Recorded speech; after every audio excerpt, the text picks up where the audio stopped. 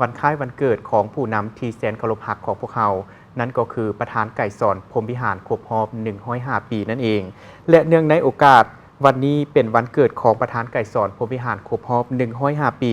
ดังนั้นจะพาท่านผู้ชมไปหวนคืนผลงานการเคลื่อนไหวของประธานไก่สอนพรหมวิหารซึ่งในวันที่13 ธันวาคม ปี 1920 ดินแดนลาวได้กำเนิดวีรบุรุษผู้ยิ่งใหญ่นามว่าประธานไก่สอนพรหมวิหารผู้ชี้ขาดสตาแผ่นดินลาวไปตลอดกาลนานประธานไก่สอนพรหมวิหารเกิดในมื้อวันที่13 ธันวาคม ปี 1920 ที่บ้านนาเซงเมืองขันธบุรีแขวงสะหวรรณเขตในครอบครัวที่พ่อเป็นพนักงานรัฐและแม่เป็นชาวนาที่ยึดมั่นในหลักธรรมคำสอนของพุทธศาสนาและฮีตของประเพณีลาวประธานไก่สอนพรหมวิหารเป็นลูกชายโกกของครอบครัวมีน้องสาว2 คนชีวิตเมื่อยาววัยของประธานไก่สอนพรหมวิหารแม่นชีวิตอันอบอุ่นด้วยความหักและความเอาใจใส่ของพ่อแม่เพิ่นได้รับการเลี้ยงดูและการอบรมสั่งสอนจากพ่อแม่ให้เป็นเด็กดีมีวินัยและใฝ่หาการศึกษาเมื่ออายุ7 ปีเพิ่นได้เข้าเรียนชั้นประถมภาษาลาวต่อมาเป็นภาษาฝรั่งเพิ่นได้ตั้งใจเรียนดุหมั่นอ่านหนังสือเคารพครูฮักแพงหมู่ครูและเรียนได้คะแนนดีภายหลังเรียนจบชั้นประถมภาษาฝรั่งที่แขวงสะหวรรณเขตเพิ่นได้ไปเรียนต่อที่วิทยาลัยโปรเต็กโตราที่ฮานอยประเทศเวียดนามในซุ้มปี 1936 หาปี 1939 อยู่นครฮานอยได้มีขบวนการต่อสู้เล็งทวงเอาสิทธิเสรีภาพและประชาธิปไตยประธานไก่สอนพรหมวิหารก็ได้เข้าร่วมขบวนการดังกล่าวนั้นในปี 1947หาปี 1948 ประธานไก่สอนพรหมวิหารได้เริ่มชีวิตของนักปฏิวัติหนุ่มเพิ่นได้เฮ็ดเวียกอยู่ในองค์การโฆษณาของเขต 12 ภาคเหนือเวียดนามได้ค้นคว้าเอกสารบทความเห็นบทเขียนต่างๆของบรรดาผู้นำการปฏิวัติเวียดนามเป็นต้นแมนของประธานโฮจิมินห์ท่านเจืองจิงท่านฟาร์มวันดงท่านหวอเหยียนหยาบและได้อ่านปึมเกี่ยวกับลัทธิมาร์กเลนินบทนิพนธ์ทฤษฎีปฏิวัติอื่นๆซึ่งได้กลายเป็นพื้นฐานทางด้านแนวคิดเป็นอาวุธอันแหลมคมทางด้านสติปัญญาเพื่อก้าวสู่ความเป็นผู้นำขบวนการต่อสู้ของประชาชนเฮาในเวลาต่อมาในวันที่27 กุมภาพันธ์ ปี 1948 ศูนย์กลางพรรคคอมมิวนิสต์อินโดจีนได้ตกลงสั่งตั้งกองตะลุมบอนเขตลาวเหนือและประธานไก่สอนพรหมวิหารได้ถูกมอบหมายให้เป็นหัวหน้ากองตะลุมบอนเฮ็ดหน้าที่ก่อสร้างฮักฐานการเมืองจัดตั้งกองกำลังประกอบอาวุธสร้างฐานที่มั่นทำอิฐของการปฏิบัติอยู่เขตตะวันออกเฉียงเหนือของลาวโดยเอาบริเวณลาวหุงเพียงสามองนำพาหลวงของเมืองเสียงคอแขวงหัวพันเป็นใจกลางเคลื่อนไหวปฏิบัติสร้างฮักฐานประชาชนสร้างอำนาจการปกครองใหม่ทั้งสู่หบทั้งคนควายทหารศัตรูทางจัดตั้งทหารลาดกองรอนและต้านการกวดล้างของศัตรูในสภาพการที่เพื่อนมันยุ่งยากจะต้องได้สร้างฐานที่มันจะต้องสร้างกองทัพขึ้นเพื่อยู่การต่อสู้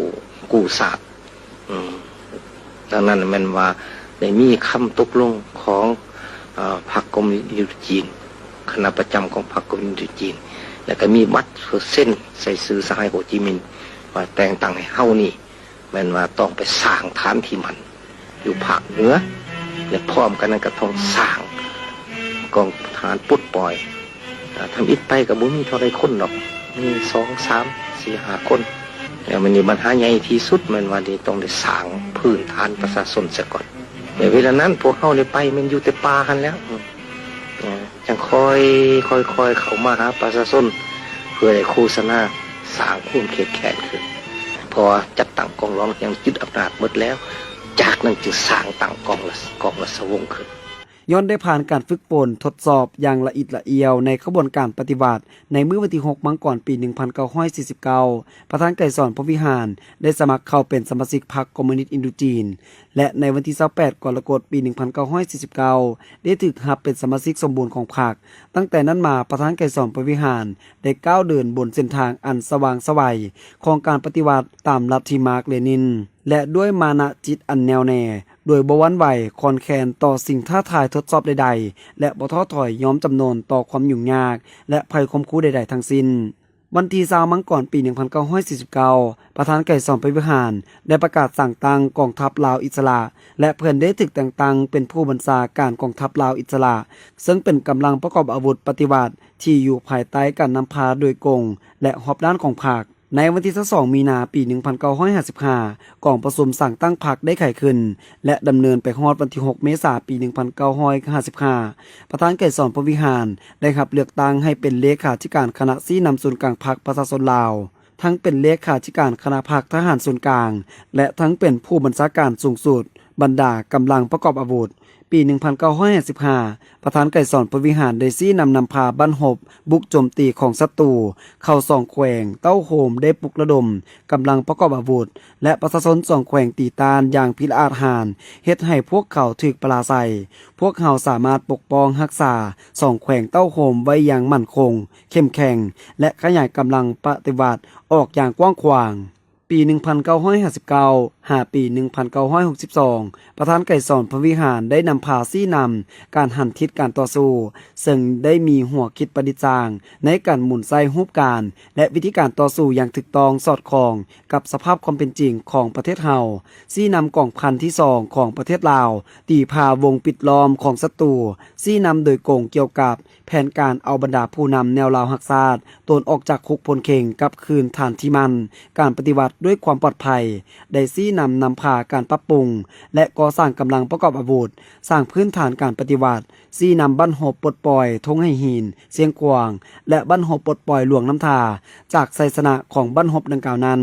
ได้บังคับให้ฝ่ายกงกันข้ามต้องยอมเจรจาลงนามในสัญญาทงให้หินสั่งตั้งรัฐบาลผสม3ฝ่ายในวันที่12มิถุนายนปี 1962 ปี 1963 ปี 1964 เป็นปีที่ยุ่งยากซับซ้อนศัตรูได้เพิ่มทวีการมางเพรัฐบาลผสมและบุกตียึดเอาจุดที่ตั้งที่สำคัญของการปฏิวัติประธานไกรสอนพรหมวิหารได้ชี้นำกองประชุมศูนย์กลางภาคได้กำหนดทิศเฉพาะหน้าของการปฏิวัติต้องต่อสู้ปกปักรักษารัฐบาลผสมต่อสู้ให้ปฏิบัติสัญญาเสือแนวเสื้อสู่คันธงศาสตร์ประชาธิปไตยสันติภาพเป็นกลางออกแห่งปรับปรุงกำลังปฏิวัติในทุกด้านเพื่อรับประกันการปฏิบัติหน้าที่เฉพาะหน้าของการปฏิวัติปี 1974 ปี 1975 ประธานไกรสอนพรหมวิหารได้ชี้นำการจัดตั้งฝึกอบรมให้แก่พนักงานหลักแหล่งเพื่อกะเกี่ยมให้แก่การลุกฮือยึดอำนาจการปกครองในขอบเขตทั่วประเทศเพิ่นได้ลงชี้นำพาโดยกงการจัดตั้งต่อสู้ของประชาชนเริ่มจากการทวงเอาสิทธิเสรีภาพความเป็นธรรมก้าวไปถึงการต่อสู้ยัดเอาอำนาจการปกครองมามือประชาชนเป็นแต่ละภาคส่วนชี้นำกระบวนการลุกฮือของประชาชนในการโค่นล้มอำนาจการปกครองเก่าสร้างตั้งอำนาจการปกครองปฏิวัติขึ้นในขอบเขตทั่วประเทศด้วย3บาทคอนยุทธศาสตร์สมทบกับการต่อสู้ด้านกฎหมายเพื่อญาติเอาชัยชนะขั้นพื้นฐานในระยะสั้นโดยบ่มีการนองเลือดวันที่1วันที่2ธันวาคมปี 1975 ในกองประชุมใหญ่ผู้แทนประชาชนทั่วประเทศได้ประกาศลบล้างระบอบราชาธิปไตยและสถาปนาสาธารณรัฐประชาธิปไตยประชาชนลาวอย่างสง่าผ่าเผย